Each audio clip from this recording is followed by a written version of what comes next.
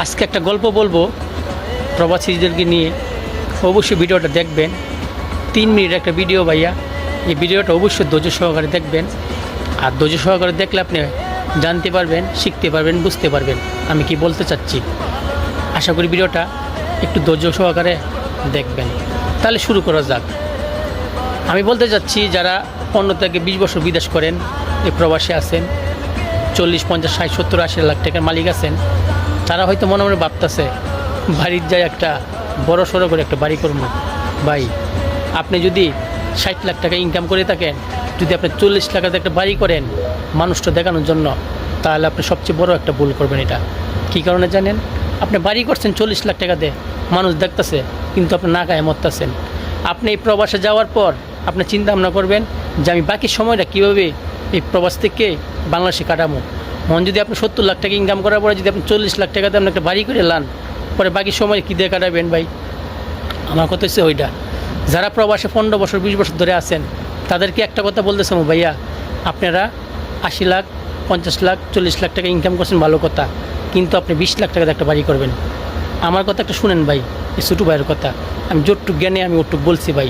20 লাখ টাকা বাড়ি করুন, আর বাকি টাকাতে আপনি সঞ্চয় বাড়ান। আপনি বাড়ির থেকে ভালো ভালো টাকা ইনকাম করেন। হ্যাঁ, যদি আপনি 40 লাখ টাকা বাড়ি করে নেন ভাই, এই বাড়ি আপনি দইয়া পানি খেতে পারবেন না। কেন জানেন? এই বাড়িটা আপনি মানুষ দেখতে পারবে, কিন্তু আপনার কোনো লাভ হবে না। কেন জানেন?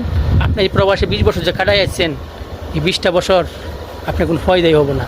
কেন জানেন? যদি বাড়ির যায় আপনার মানুষের কামই করতে হয়, তার এই প্রবাসে মূল্যটা রইল কি ভাই?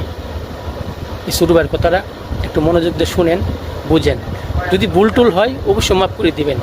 দেখেন, আমি প্রবাসী আছি আজকে 5 বছর ধরে থাকার পরে আমি যদি বাড়ির যাইয়া 20 লাখ টাকা তাকে বাড়ি করে লাই ভাই, তা আমার মানাইব না। আমার চিন্তা ভাবনা কইরা বাড়ি করতে হবে। কেন জানেন? আমরা প্রবাসীরা এই লুপ করতে যাইয়া বিপদে পড়ি।